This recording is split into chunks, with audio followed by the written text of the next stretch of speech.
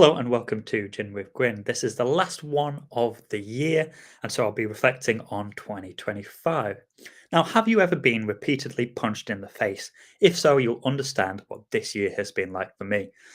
I have had a very stressful year in terms of a lot of personal things going on, a lot of sick family members that needed attention practically every day, a lot of emergencies, a lot of big life events have also been happening to me in terms of buying a place and relationships and all of these kind of things. And so it's made me think about how do you deal with stress and carry on, and how do you build emotional resilience?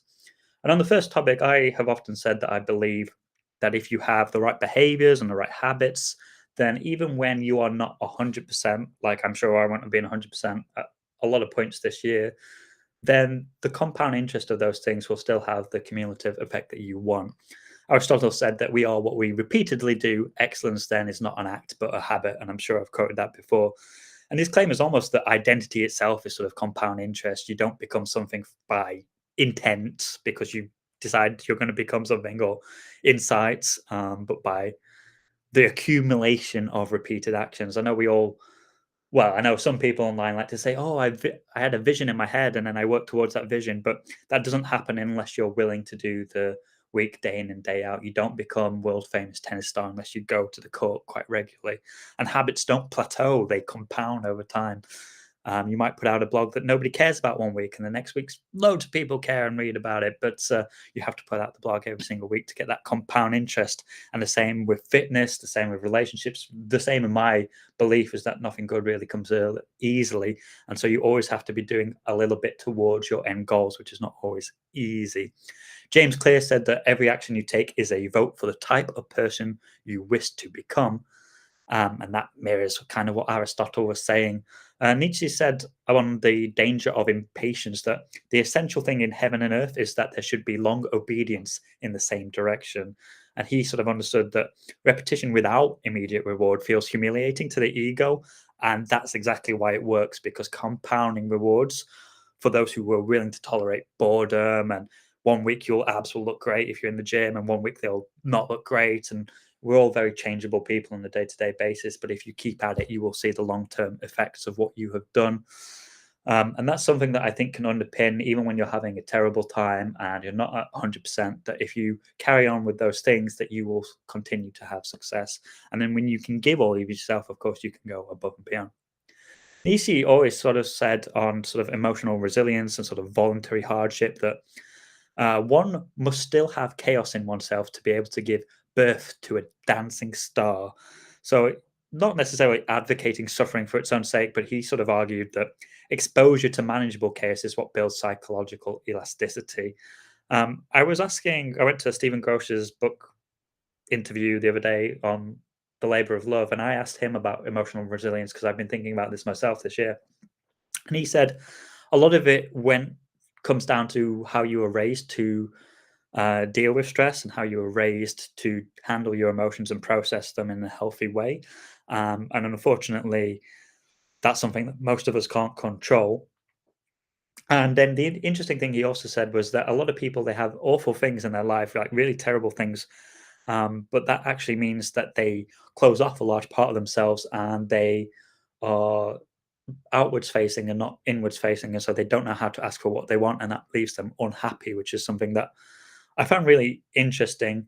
But I do think with Nietzsche is probably right that if you've never been exposed to hardship, then you won't know how to handle it. And so maybe the people who are more emotionally resilient are the people who've been through stress in some way, shape, or form, or other parts of their life before. But of course, stress and hardship affects us all.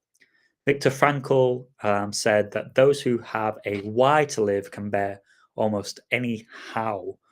And certainly this year, when I had sort of bought my flat, that was one of my long-term goals for 5, 10 years, maybe somewhere in between those things. And so you work towards a long-term goal, and then you achieve that goal, and then you come to sort of the top of the hill, and there's nowhere else to climb almost. But of course, there is more places to climb. And one of the things that I've learned the hard way is really that success is something that you have to sustain in all aspects of your life. If you stop going to the gym, if you stop that behavior, then very quickly you will go down. And even in something like buying a house, okay, can't go buy another house or something, but I still need to have a job and save money and make sure that I can pay off the house and all that kind of thing. And so, really important that you don't abandon your behaviors as soon as you have achieved your seeming uh, goal.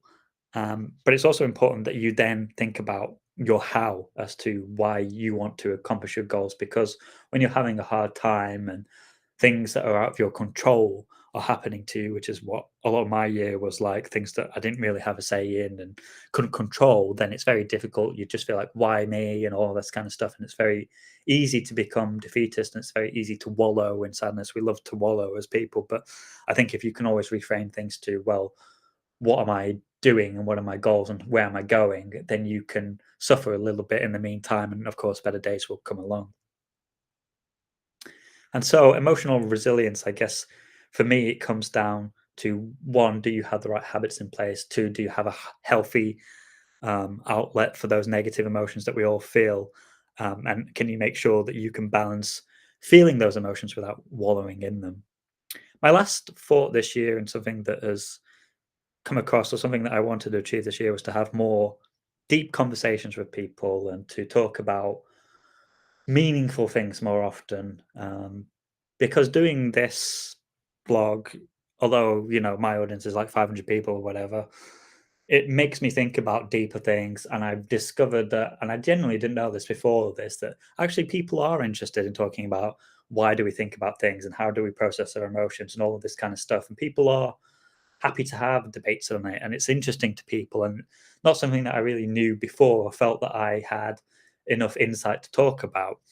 And so I've been really trying to have more meaningful conversations with people, because I think social intimacy sort of accelerates when you can have these more honest conversations. And one of the concepts in Labor of Love by Stephen Gross was the difference in relationships between surrender and submission. And I talked about this in a different blog, but when you can surrender to other people as well, and you can really be open and honest about them, about yourself, and then from that point of complete honesty, can you build a lasting relationship? He says a lot of people come to him when their spouses have cheated on him, but it's actually a good thing, because at a place where you've got nothing to lose, then you can really build a stronger bond. And I think that's very true in all social interactions that we have, through work and through friendships and all of that kind of thing. And so, one of the things that I've not necessarily intentionally done, but I've noticed is that sometimes you have to take a risk in conversations. You have to be taboo. And that's not saying something that's offensive or making a stupid joke or something like that. It's being able to risk your own insecurity, or, hey, this thing was awkward and didn't you find it awkward? Or, hey, I'm feeling a bit nervous about this. Um, and being able or willing to be rejected in front of somebody else is a shortcut for shallow politeness and top level friendliness, and not really getting to the heat of the issue. There's something called the pratfall effect, which is that showing flaws or socially risky opinions can increase likability when baseline competence is present. I guess you can't show yourself to be incompetent if you're in a new job. But taboo speech actually works best after minimal credibility is established, as it humanizes without undermining trust. And while I'm not encouraging people to go and give all your taboo opinions, I think there are times where you've had a bit of an argument with somebody and it's a bit awkward and you don't want to talk about it, but actually being upfront and said, oh, it was a bit awkward the other day, can be exactly the thing that helps you forge a stronger relationship. Or having an argument sometimes can help you forge a stronger relationship, because you're normally not willing to argue about something unless it's really meaningful for you. And if you can articulate that, then that's a really good thing. And so, from my stressful year, I give you these three thoughts, which is that emotional resilience seems to come from how you were raised to handle your emotions, how to process them in a healthy way. And unfortunately, I think if you are more used to stress, then you're more used to dealing with stressful situations. But if you have the right habits that can underpin those things on a day to day basis, then you can work towards your goal, even when things are bad. And if you are looking to build deeper, more meaningful relationships, that might be meaning that you have to risk opening yourself up and being honest about some of the things that you might not necessarily want to share. That has been year two of Gin with Gwynne. Next week will be a LinkedIn article with all the articles so you can read them over Christmas. Hope you've enjoyed it. And if there's anything you want me to talk about in the next year, let me know. I'm running out of ideas, I'm sure. Thanks very much for watching, and have a nice Christmas and a new year.